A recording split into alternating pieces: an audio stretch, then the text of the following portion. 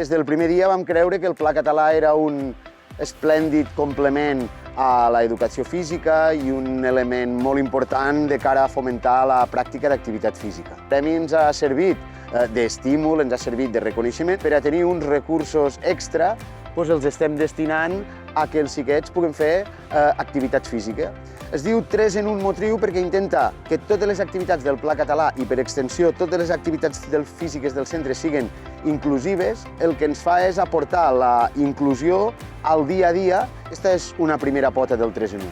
La segona pota del 3 en 1 és fomentar l'esport femení. Hi ha presència, hi ha participació i tenim esperança de que millori, encara no hem sigut capaços d'igualar.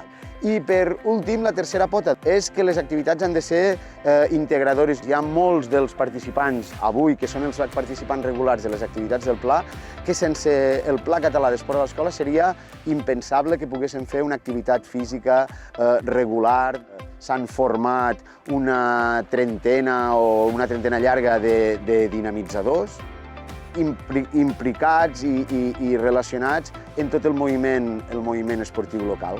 Hi ha 3 tipus d'activitats. Cada activitat està encarada a diferents tipus de públic. En dilluns, de 5 a 6 i mitja, fem l'esport femení. Vam iniciar amb 6-7 noies i hem anat passant per diferents esports. Hem fet bàdminton, bàsquet, hoquei i hem funcionat així. Més cada setmana anem canviant el tipus d'esport.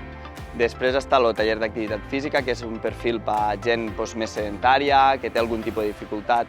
I això llavors és gent que li donem l'oportunitat que un dia a la setmana puguen fer esport. Després està en dijous, que és l'activitat potser que ha funcionat més, que és el CIP de l'institut, que una trentena entre 30 i 40 nois i noies mixt han funcionat durant tot el curs. També hem fet un tas a diferents altres tipus d'esport. De l'octubre fins a ara al juny, que avui estem fent la finalització i és la petita recompensa de poder vindre aquí i passar un dia diferent al que estem acostumbrats. Bàsicament és un poquet com un pati lliure, per dir-ho així, no sé, si per exemple volem jugar a futbol, doncs ens en la pilota i juguem futbol. Ara volem jugar a ping-pong, de veritat, divertit.